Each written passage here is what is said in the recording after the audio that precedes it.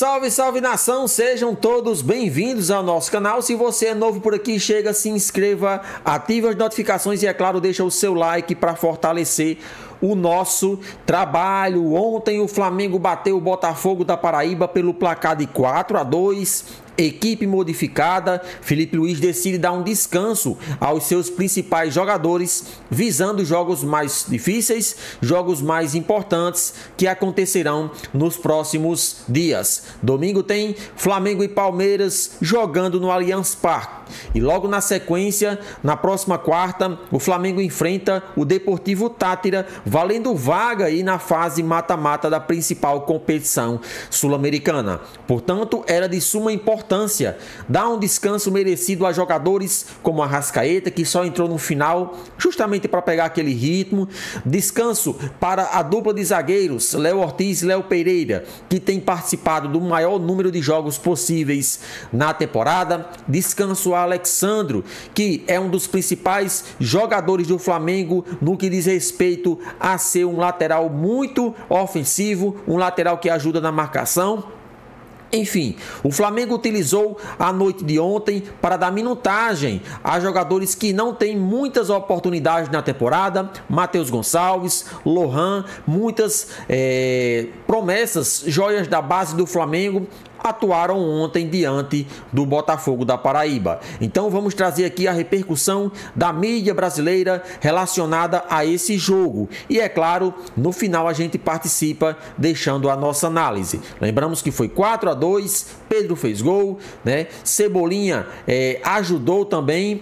Ou seja, foram muitos jogadores que se destacaram e que aqui a gente pede a participação de vocês sobre a partida. Quem foi o melhor em campo? Participe e deixa a sua opinião nos comentários. Sem enrolação, vamos acompanhar tudo sobre o Flamengo agora. O Flamengo também está classificado, passou fácil pelo Botafogo da Paraíba, jogo que vai ficar para sempre na memória desse trio aqui, ó. Então, o Elias é filho do Derek, que é um dos 7 milhões de deficientes visuais que vivem no Brasil, mas são só 200 cães-guia. A Serena é uma delas. Derek Rabelo, 33 anos, surfista cego profissional de ondas gigantes. Derek nasceu sem enxergar, com glaucoma congênito. Passou por 3 cirurgias nos primeiros anos de vida. Capixaba, vive em Florianópolis e tem atração pelo Rio de Janeiro. E aqui o pico para ele nem sempre é a praia.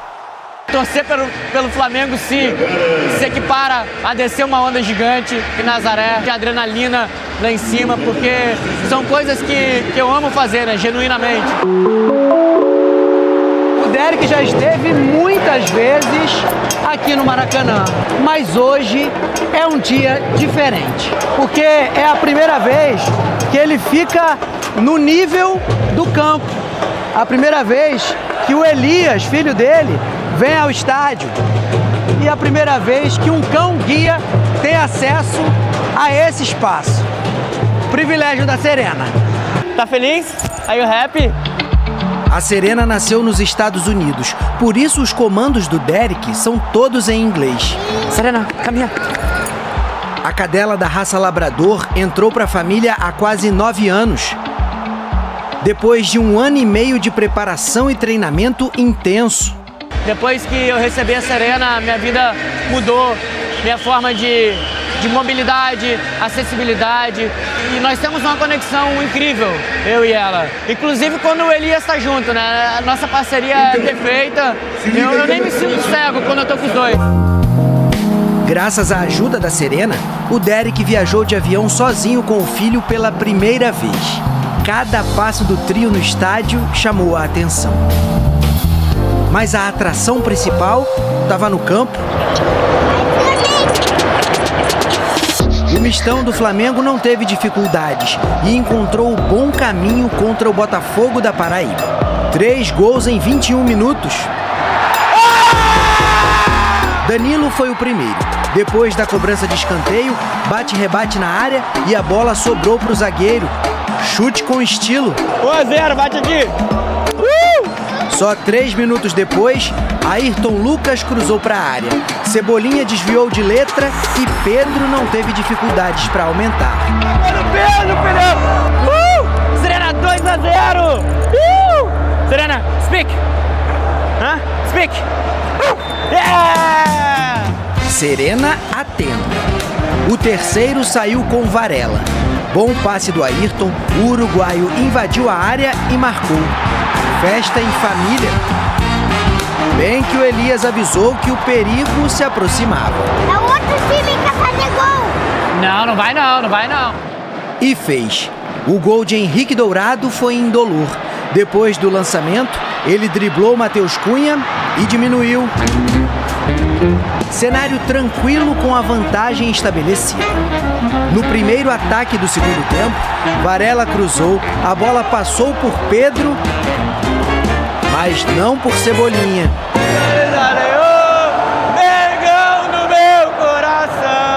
O Botafogo da Paraíba fez mais um. Depois da cobrança de escanteio, João Vitor rebateu e Rodrigo Alves acertou um belo chute de primeira. Golaço! Com a classificação rubro-negra confirmadíssima, Derek, Elias e Serena foram curtir outro cantinho do Maraca. No acesso ao vestiário, conheceram alguns dos principais jogadores do time. É o Bruno Henrique. E aí, mestre? Pô, que satisfação, cara, de conhecer, prazer imenso. E aí, craque? Pô, satisfação, como está? Tudo bem? Filhão, esse é o craque do nosso time, a nossa camisa 10. Do Pedro, ganhou a camisa usada no jogo. Pô, cara, que honra. Pô, aí você me emociona, cara. Imagina. Obrigado, irmão. Obrigado. Prazerzão, bem-vindo aí. Molhada? É, tá molhada, porque sabe por que tá molhada? Porque ele correu... É, tá molhada, porque sabe por que tá molhada? Porque ele correu, morreu... Sem nenhuma dúvida, é o Flamengo onde vai para ganhar. E queremos fazer um grande jogo para poder continuar a nossa caminhada. Eu só consigo ver o Palmeiras, não consigo ver mais nada pela frente do que nem Mundial, nem nada. Então, para mim, esse é o próximo foco. Vai ser um jogaço mesmo. Olha aqui, ó. Flamengo venceu o Botafogo da Paraíba. Foi um jogo com muita tranquilidade. Passou de fase aí na Copa do Brasil. A reportagem é do Flávio Vinic. Fala, Flavinho. O Flamengo precisou de apenas 3 minutos para o Danilo estufar a rede do Botafogo da Paraíba. A situação, que já era tranquila, ficou ainda mais confortável. A gente treinou aí esses dias a bola parada, eu sempre que vou para a área ali gosto de fazer uma bagunça, a bola sobrou. É sempre um enorme orgulho e prazer poder fazer gol. Aquele gol ali é o meu, já fiz 2 ali. Espero que possa seguir ajudando o Flamengo dessa maneira e mais importante ainda a vitória. 3 minutos depois do primeiro, a bola sobrou limpa para o Pedro só colocar para dentro. Era o prenúncio de uma goleada no Maracanã. O Botafogo da Paraíba até tentou descontar com o Henrique Dourado, mas o Matheus Cunha aproveitou para mostrar serviço. Foi o que o Varela fez também. Recebeu livre, bateu cruzado e ganhou mais pontos com Felipe Luiz. 3-0 e classificação praticamente garantida. Esse jogo foi bom por vários aspectos assim que eu falo táticos. Os jogadores se encontraram, né? Eles encontraram os espaços, porque no final das contas quem joga e quem decide a jogada são os jogadores. O único passo que eu faço é dar o caminho para eles e depois eles que resolvem. Apesar do domínio no jogo, a lei do ex falou mais alto. Henrique Dourado passou por Matheus Cunha e com gol vazio diminuiu para o Botafogo da Paraíba. O Flamengo voltou a marcar no início do segundo tempo. Cebolinha foi o autor do 4º gol rubro-negro. Já bastante modificado, o time do Felipe Luiz sofreu o segundo. Rodrigo Alves fez um golaço para o Botafogo da Paraíba. Nada que ameaçasse a vaga dos rubro-negros. Mas ficar alerta, porque em alguns momentos do jogo a gente abaixou a concentração e fica aqui o aviso que independente do adversário, independente da competição, qualquer momento de desatenção a gente pode pagar caro. O Flamengo se classifica com tranquilidade para as oitavas de final da Copa do Brasil, fazendo 5-2 no placar agregado. A próxima fase da competição começa só no final de julho, depois da Copa do Mundo de Clubes. Crítica ao meu trabalho a falta de efetividade, mas eu não chuto no gol, hein? O Juventude e hoje o Botafogo e o Corinthians nos deram certas, não facilidades, mas nos deram alguns espaços onde o time conseguiu aproveitar, fazer os gols e aí o jogo fluiu com mais naturalidade, mais facilidade, né, depois do primeiro gol. Felipe Luiz saiu com a sensação do dever cumprido. Àquela altura, a cabeça já devia estar no jogo contra o Palmeiras, domingo, pelo Campeonato Brasileiro. Muito bem, boa tarde, meu povo. Vene Casagrande, Lucas Pedrosa, você de casa. Põe na tela aí a hashtag que assim vocês conversam com a gente lá no nosso Twitter. Hashtag SBT Esporte Rio. Vene Casagrande, que tá com um sorriso cintilante hoje. Vene, quero que você conte para este povo quem aproveitou a oportunidade do professor Felipe Luiz ontem. Pois é, quando eu brinquei aqui na nossa transição, que foi um jogo treino, e foi isso. O próprio Botafogo da Paraíba também poupou alguns jogadores pensando no duelo deles no final de semana. Então o Botafogo da Paraíba também estava pensando numa espécie assim de jogo treino. E eu acho que para o Flamengo serviu para o técnico Felipe Luiz dar oportunidade a alguns jogadores. Confesso que eu fui pego de surpresa na escalação na lateral direita, porque eu não esperava o Varela começando. E te respondendo, vou logo no Varela. Para mim o Varela foi o jogador que mais aproveitou essa oportunidade. Não só por conta do gol que ele fez, fico muito feliz, mas também por ser um jogador que tem crescido muito de produção. E eu tenho falado muito do Varela, que eu acho que ele vai ser um jogador muito importante.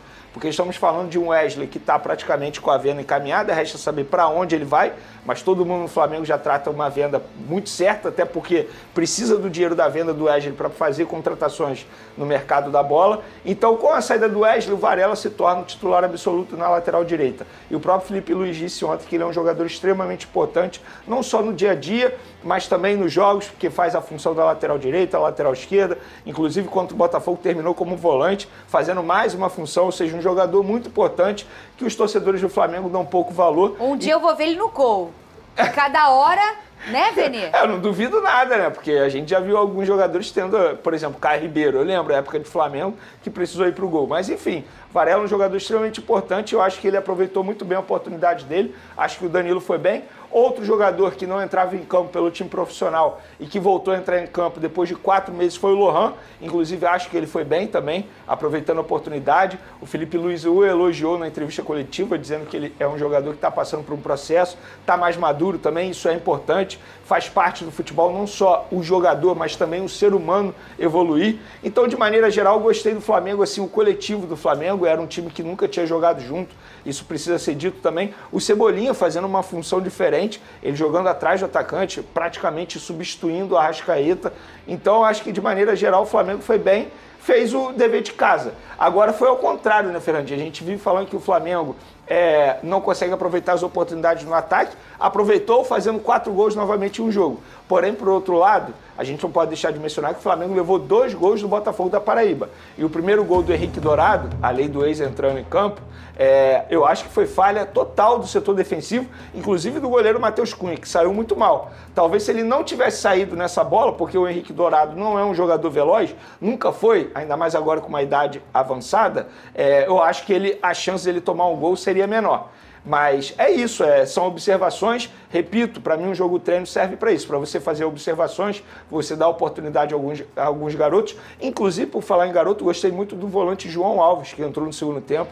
Mais um jogador dessa posição para o Flamengo ficar de olho. Ele deu minutagem ao Gerson ficou 60 minutos em campo, deu minutagem ao Arrascaeta no segundo tempo, o Arrascaeta ficou cerca de 25 minutos em campo e fez certo, tá? Eu vi muita gente criticando o Felipe Luiz por botar o Arrascaeta. E o risco de perder o jogador. Se ele não entra em campo, ele ia ficar praticamente 11 dias sem entrar em campo.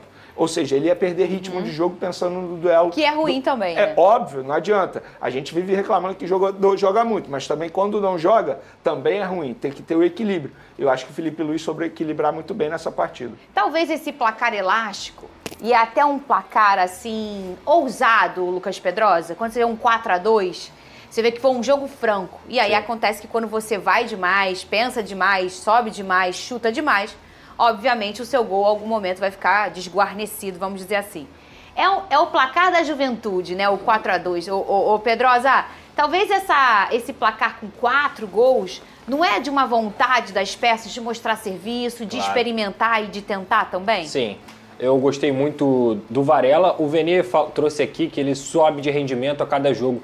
E eu vou trazer para outro aspecto positivo. Eu acho que o Varela é regular todo jogo. E isso é positivo, porque ele joga de lateral direito, ele faz boa partida. Ele joga de lateral esquerdo, ele faz boa partida. Até mesmo quando ele é deslocado para a posição de volante, ele consegue fazer boa partida. Isso é muito importante no futebol. As pessoas, concordo com o Vene, não dão tanto valor ao Varela, mas ele é jogador de seleção uruguaia. Ele é um cara que desde que chegou ao Flamengo, ele nunca deixou de ser profissional. Pelo contrário, sofreu uma situação que foi chata para ele naquele momento com o Gerson e mesmo assim se dedicou ao Flamengo. Então eu acho que a regularidade é a maior arma do Varela e é por isso que ele é um bom jogador. Agora, o Danilo para mim é titular da zaga do Flamengo, para mim não tem discussão. O Danilo é muito jogador, não é pouco não, ele joga muita bola. Para mim ele é titular absoluto da zaga do Flamengo. O que o Felipe Luiz vai fazer, meu amigo, isso é problema dele. O Danilo tem que ser titular. Ele dá outra dinâmica pro jogo do Flamengo, ele é um zagueiro melhor, ele sai melhor, ele tem mais qualidade do que os companheiros dele, no caso, principalmente o Léo Pereira, né? O Léo Ortiz também tá em altíssimo nível. Então, para mim, a zaga do Flamengo é Léo Ortiz e Danilo, não tem jeito.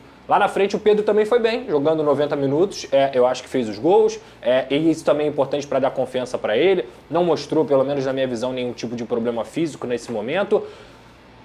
Um garoto que a gente já falou aqui muitas vezes, pedindo oportunidade para ele, mas que talvez não tenha sido tão bem, tenha ido tão bem, é o Matheus Gonçalves. Eu acho que ele foi disperso, principalmente na tomada de decisão das jogadas. Eu acho que é um atleta que tem um potencial enorme, eu sou muito fã do futebol dele, tecnicamente é muito bom jogador, mas falta constância, falta intensidade no jogo se ele quiser assumir uma posição, por exemplo, como titular, quando algum jogador que já é titular estiver fora. Então, talvez o Felipe Luiz tenha alguma razão de não dar tantos minutos para ele. Ao mesmo tempo, não dá para ficar recortando 1, 2 jogos e falando que o garoto é ruim ou algo do tipo. Sim, pelo contrário. Claro. Só que na chance que ele teve contra o adversário frágil, ele não conseguiu ir bem. Então, assim, eu acho que de forma geral é muito mais do que eu falei ontem aqui. Recuperar a confiança de alguns atletas, dar minutos para outros. O Lohan é um grande exemplo disso. E fica o ponto negativo também pelo Matheus Cunha no primeiro gol. Acho que ele saiu muito mal, sem necessidade alguma, naquele momento. Falar em Matheus, ô Vene, você é um cara que sempre pede o Matheus Gonçalves por aqui.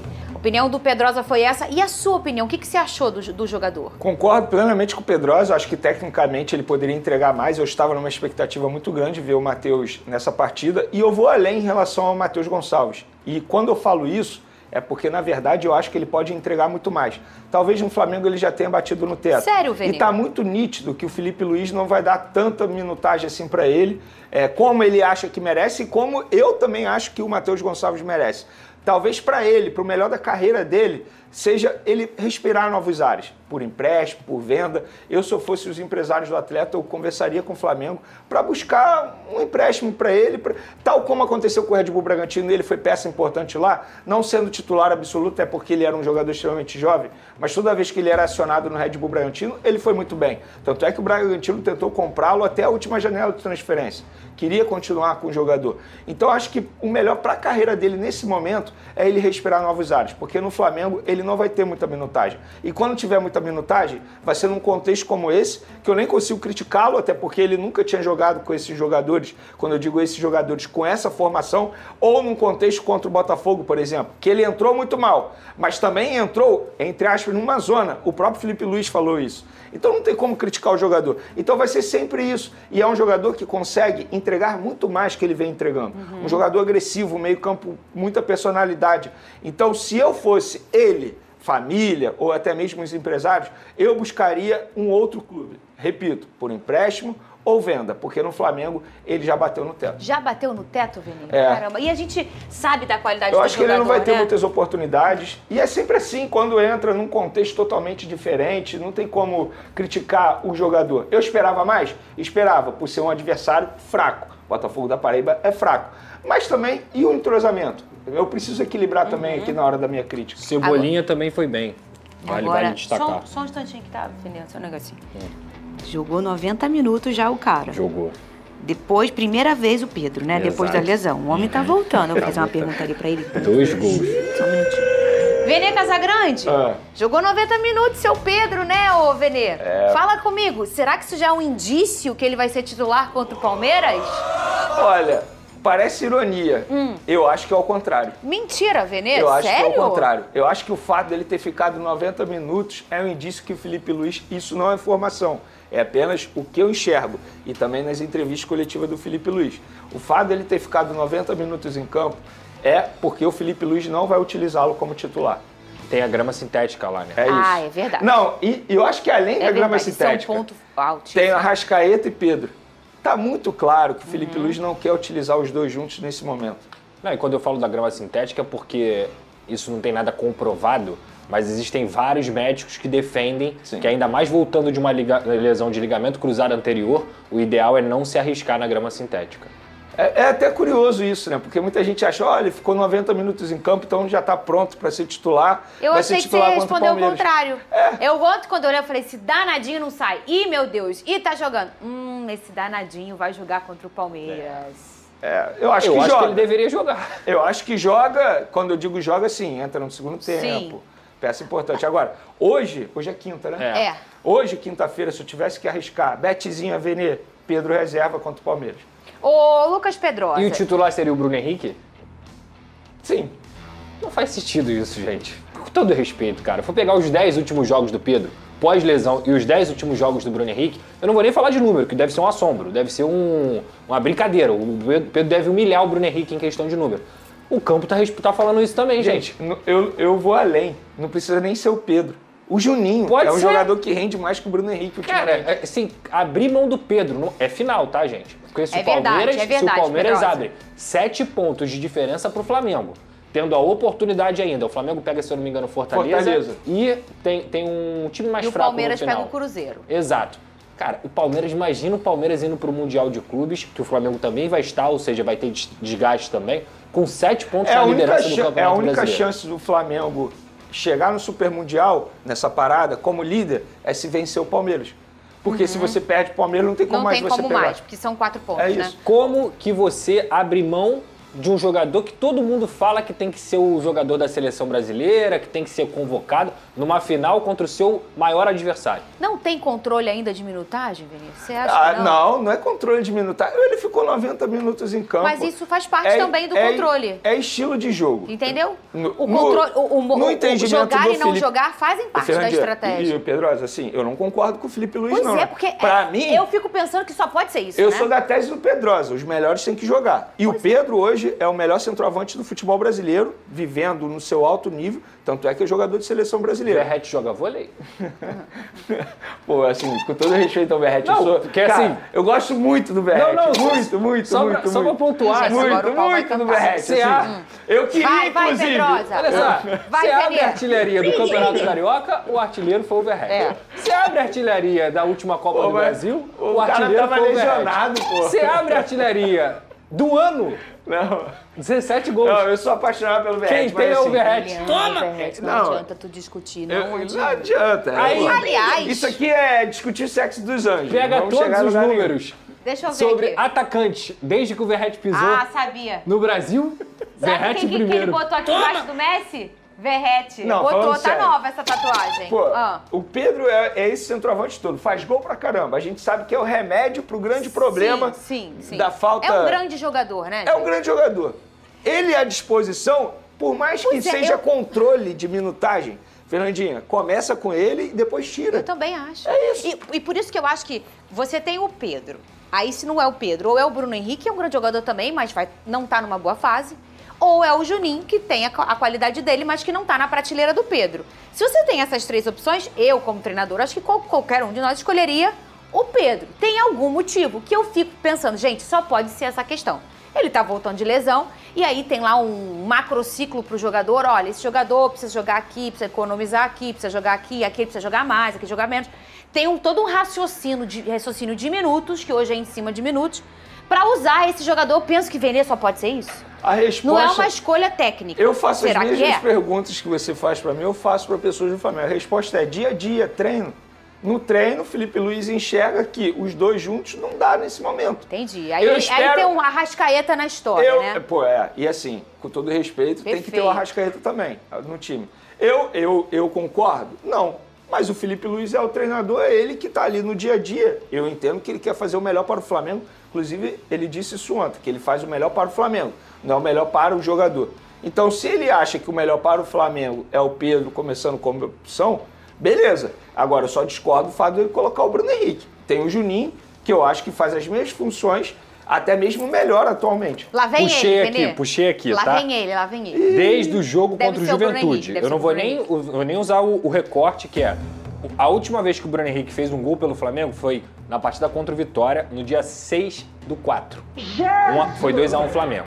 Desde o momento que o Pedro voltou, que foi contra o Juventude, o Bruno Henrique tem 1, 2, 3, 4, 5, 6, 7, 8, 9, 10 jogos. Nenhuma participação em gol. 0, nem assistência e nem gol.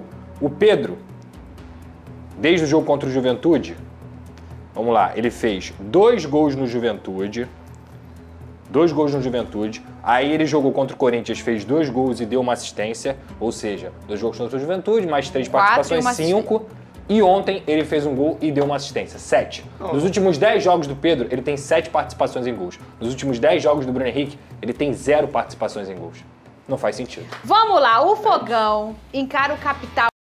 Salve, salve galera, sejam todos bem-vindos ao nosso canal. Se você é novo por aqui, chega, se inscreva, ativa as notificações e, é claro, deixa o seu like para fortalecer o nosso trabalho. Os links dos canais utilizados aqui ficarão na descrição como forma de créditos. Ontem o Flamengo bateu o Botafogo da Paraíba pelo placar de 4-2 e avançou às oitavas de finais da Copa do Brasil. Mesmo com uma equipe muito modificada, dos titulares apenas Gerson e, vamos dizer assim, Pedro, né? Mas o centroavante ainda não se consolidou como titular do Flamengo nesse momento.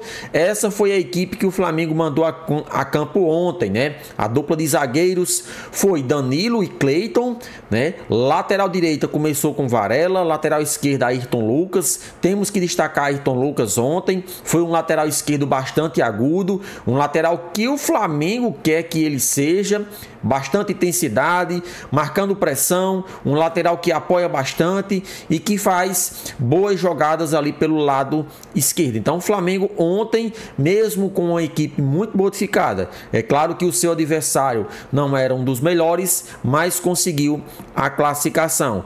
E José Boto falou sobre a contratação de novos jogadores para esta temporada. É claro, na próxima janela de transferência, a tendência é que o Flamengo invista pesado em busca de jogadores.